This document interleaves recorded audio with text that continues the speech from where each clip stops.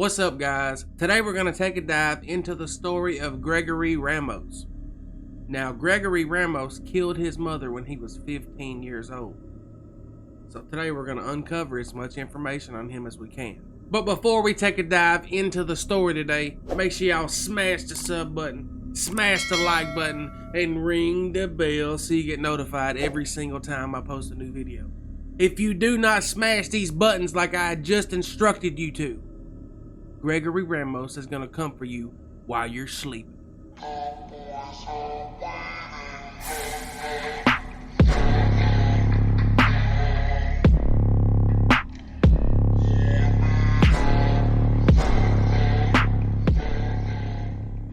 It was November 2nd, 2018, when emergency services in Valesa County, Florida, received a call about a burglary.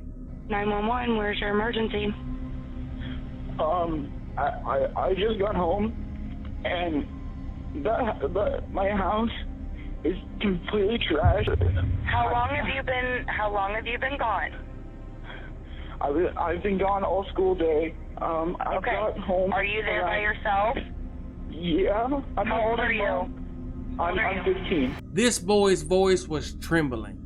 He was in a clear sign of distress. He couldn't find his mom, but her car was in the driveway running, and he knows that she's supposed to be at work. So why is her car at home?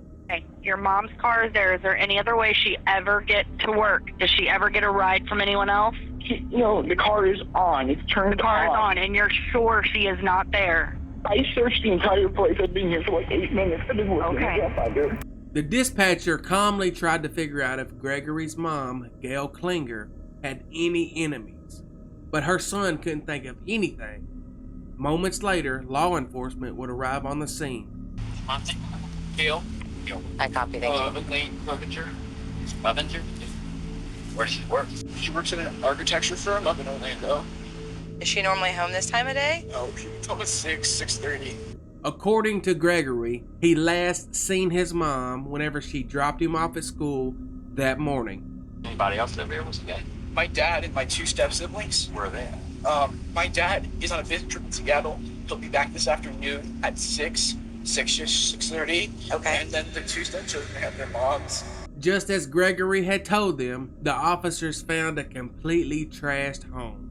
Every drawer was open, there was glass in the middle of the kitchen floor, and objects were literally thrown in the middle of every single room. This was kind of strange. It's one thing for a robber to look through cabinets and drawers trying to find stuff of value, but just to smash things for fun?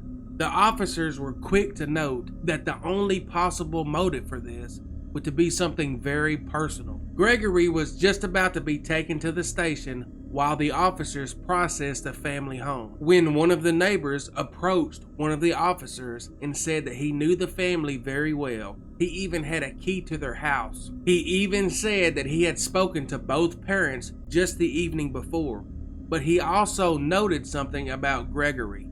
As I told him, this young man has some depression problems really bad. Has she had any issues with him lately? Or? No, not that I know of. But that was enough for the officers to see Gregory with different eyes. Gregory dreamt of becoming an officer himself, so whenever he was brought to the station, he was allowed to call one adult, so Gregory chose Ken Jones, his sponsor with the law enforcement program for teens. Before Gregory spoke to any detectives, he spoke to Ken first, and Ken's first question to Gregory was about the bruises on his face. What happened here? I got in a fight yesterday with one of my friends. I didn't see that yesterday. I had makeup on.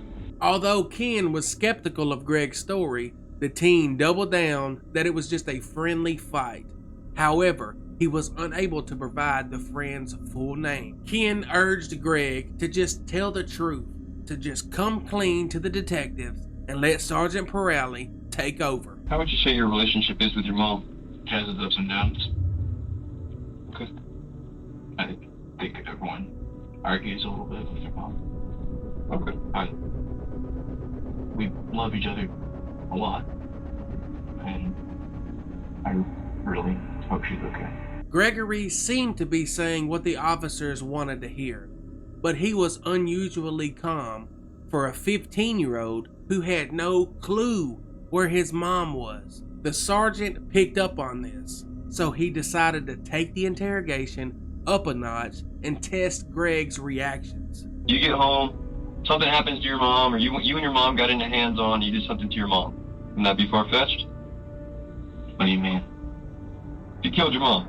Why would you think I would do that? Yeah, way too calm for this kind of question. Sergeant Perrelli delved deeper into Greg's relationship with his mom. When Greg was asked if he had been in trouble at school, he said he recently got suspended after a pack of cigarettes was found in his backpack. But he wanted the sergeant to know that it was not his pack. The weekend beforehand, my friend was feeling ill, so I snuck out of my house to go talk to him, and I talked with him, and my friend smoked cigarettes, and he gave me some to take home with me. I put some in my backpack, and I forgot to take them out, so when I was searched randomly at my school, they were gone. Do you see how he kind of deflected the blame onto his friend and made himself look good in the process? His friend was feeling very low, so he had to do that, almost as if he was the hero in the story. And how'd your mom feel about that? She was not happy. But we worked out a solution, which was me going to do community service for my church. Gregory said that he had gotten better over the years at not getting angry whenever his mom would punish him. He painted himself as a mature boy who knows better than to hate their mom for petty issues. But the more he repeated things like that, the more Sergeant Perrelli got a bad feeling about him. The worst thing to do would be put your hands on her. I would never do something like that. You would never put your hands on your mom? No. And I think I've made that point quite clear to her. Again, here he is in a position of power, and he made it completely clear to his mom and not the other way around. But whenever the sergeant asked Greg about his last fight with his mom, he revealed that they had a huge fight just the night before after he got a D in biology. Yeah, well, basically, she was just kind of like, whatever, if you act narcissistic sometimes, don't be so cocky. And I was like, well, I'm not cocky, I'm capable. Proving just what his mother had said, the fact that Greg openly admitted to his mother calling him a narcissist. And him reacting by saying that he is capable shows indeed signs of narcissism and entitlement. And these are traits that are quite often linked to killers with antisocial personality disorders. Whenever the sergeant left the room to make some calls, Gregory completely broke down to his sponsor, Ken. My mom's gone. I don't make the reconcile with myself. Well, why would you think that's the case? Because no one knows where the hell she is. If he was here right now, what would you say to him? I would just feel like such a dick after every argument we have. It just makes me angry because we don't understand each other. I hope she's dead. Within 2 minutes, Gregory had told Ken that his mom was dead and that he wanted her back. But his crying had stopped abruptly whenever the sergeant walked back in the room. But at least now, Ken knew that Greg had unalived his mom. Detective Jones was talking about the marks to your face. And I want to talk about that a little bit more. Right. All right. When did that happen? Can I ask what relevance this has to the conversation? Everything is relevant, Greg. Remember how he told his mom that he was capable and not cocky? Well, Greg repeated this bogus story of fighting with a friend and then hugging it out. This is where Sergeant Perrelli would turn the heat all the way up and crack down on him. First off, the detectives had checked his story with the school, and now they know Greg is lying. So you didn't take yourself out of school today at 1:10? No, why? So the school's wrong. You killed your mom. Why would you think I would do that? Greg made a long pause before answering with a cold, calculated question. Any innocent person will become angry or emotional in some kind of way if they was accused of something this terrible. Not Greg. He was just playing chess. Have you ever been sexually assaulted? No. Have you? Yes. Okay, I have. I was sexually assaulted. I reported it to the police. They did nothing. This was Greg's last desperate attempt to win his perceived game of chess. drop something tragic, and paint himself as the victim. So, the only person that was really there for me were my parents, and specifically my mom. My mom was the one who helped me through that dark time in my life. Greg even claimed that he tried taking his own life 3 or more times. But with this story, he only demonstrated his narcissistic personality traits once more. To be completely honest with you. And so, that's what I'm gonna do. So, flip the page and I'll tell you what happens. His entitlement is downright disgusting, especially when you learn what Greg had done just that day. Claiming that he cared for his family and that the sergeant deserved to know the truth. Greg confessed to sneaking out the night before with 2 friends to drive around and get high. In that hour or 2, I smoked a lot of cigarettes, drank a lot of alcohol, didn't know what I was the one driving. And I wasn't, and while I had some drinks, I wasn't drunk. I wasn't drunk driving. Like, I was fully lucid. He said he drank a lot of alcohol. And we drove to this church, and there's a fire pit in the back. And so, me and my friends smoked a bit there, drank a bit there. I popped an D-tab, set by the front.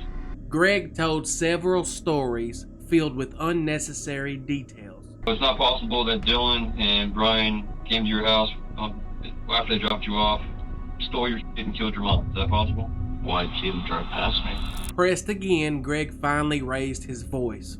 So, I don't know what happened. I already told you. Okay.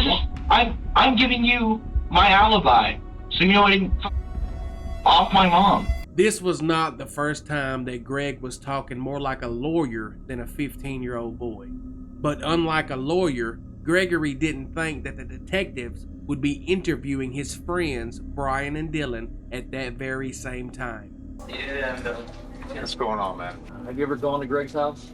Yeah, I'm in a Greg's house. Okay.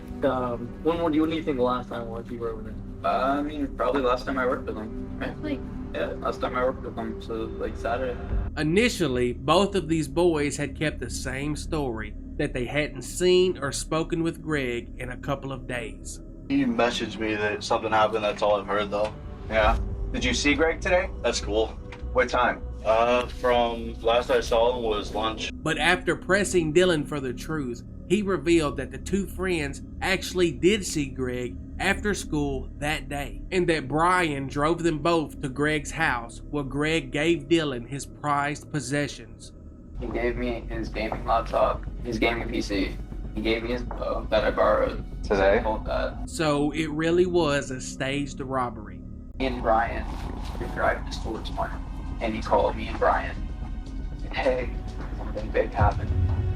He wouldn't say it on the phone. Dylan was off camera, thinking he wasn't being recorded when he broke the whole truth to one detective. So me and him had to go get him. Then he gets in the car, and he says, I did it. I really did it. I killed my mother. Greg enrolled his friends into staging a robbery. They picked up his tech and threw away his parents' valuables into a local dumpster. Threw away, like you said, the printer, the jukebox. Brian also said that he drove Greg to the church, where he threw a trunk full of random things in the church's fire pit. Where Greg had said the boys did narcotics was starting to sound like a burial site. He said that he killed his mother, and I didn't really believe it. Both Dylan and Brian confessed. Gregory could not lie to the sergeant anymore. Did you kill your mother, take things from your house, distribute them amongst your friends, come in here today and lie to my face and say that you didn't do that? No. No what? I didn't do that. The detectives had now retrieved what Greg had reported stolen from his house. It was very obvious now, but the sergeant was going to make it even more obvious. I give you a clue. It's one of your buddies. Are you saying my friends robbed my house? Is that what you took out of this? Is that I'm saying that your friends robbed your house? It's crazy how dumb Greg thought the sergeant was. When your buddy says that you told him you killed your mother, He's lying. Greg stood silent for a whole minute and then said this. Oh, good, whatever. Alright, I'll tell you what happened. Alright, so I got home, I got in an argument with my mom. She slapped me across the face. She began to hit me. She started beating me. I didn't like it, so I strangled her to death. I put her in a wheelbarrow. I put her in my car. I took the car. I had a mental breakdown where I almost committed suicide 3 times. And he is still seeing himself as the victim in all of this. I dig a hole right under the fire pit. All this time, my mom's decomposing body, I dragged it from my car to the fire pit. In which case, I tried to cut the wedding ring off her finger because I wanted to pawn it, but I couldn't because I didn't have a knife strong enough to cut bones. Oh well, whatever. This confession would be chilling even coming out of Jeffrey Dahmer's mouth. But this was a 15-year-old boy. Sure, you forced her to the floor, and you choked the life out of her. How'd that make you feel? I felt nothing. How long did it take? 30 minutes. You choked your mother on the floor to death for 30 minutes. Yeah. Gregory described very emotionless how he dragged his mom's body and complained about its weight. He also complained about losing his future and not his mom's life. You know, or whatever. Destroying my future, blah, blah, blah, whatever. It's almost funny to see how Greg lived in a parallel world. He was so confident he could manipulate the detectives with his calm voice and his cocky statements. But this case is not funny. Greg did a horrible thing, and he was taking zero responsibility for it. What's worse, he roped his friends into this, and they were happy to drive over to the crime scene and steal Gail's belongings. And then after school, you took him to the church. Yeah. And then you just started divvying out. Yeah, I said, take what you want. Knowing that your mother was dead, then you told them take what you want, and they were good with it. During the last few minutes of his interrogation, Greg displayed one last dramatic show of narcissism. So since I'm in the police station already, ready to do handcuffs and all that jazz? You probably will be handcuffed at some point. Yeah. Dope, bro. And then I did Act of the Century. She's giving me a Grammy for that 9/11 or 911 call. But Greg did not get a Grammy or the reward of being set free for manipulating the detectives. Instead, he was sent straight to jail, and so were his 2 friends. Whenever Brian and Dylan were arrested, they complained about getting grounded by their parents. Then they sang a song together. I fell down. I was listening to that show. 3 doors down, so you can't ignore it. I'll hunt you down like a Tyrannosaurus. Neither of them realized that they would go to jail for covering up a murder. Dylan was sentenced to 828 days in jail and 10 years of probation. Brian was sentenced to 1 year in prison and 14 years of probation. When it came to Gregory Ramos, Sheriff Mike Chitwood said he is one of the top 3 psychopaths that he has ever came in contact with. And that's a real serious statement, coming from someone with decades of encountering hardened criminals. Gregory was charged as an adult and sentenced to 45 years in prison and lifetime probation. Considering his absolute lack of remorse and even pride for what he did, it's unlikely he will change his behavior anytime soon. And without lack of remorse, you can't get paroled. So Greg might actually die in prison. Perhaps that's for the best. One can only wonder how Gail's family is coping with this today. Her husband Danny came home from work that night only to find a crime scene. In one day, Danny and his children were left without a family or an explanation. Greg's only explanation for why he killed his mom was that she hit him first. Well, that's it for today, guys. I really appreciate y'all taking time out of your day and listening to the story. I apologize for not loading any videos over the last week. I have been sick with the COVID, but I'm getting a little better now. Make sure y'all smash the sub, smash the like, and ring the bell. And I will catch y'all on the next one. I'm out.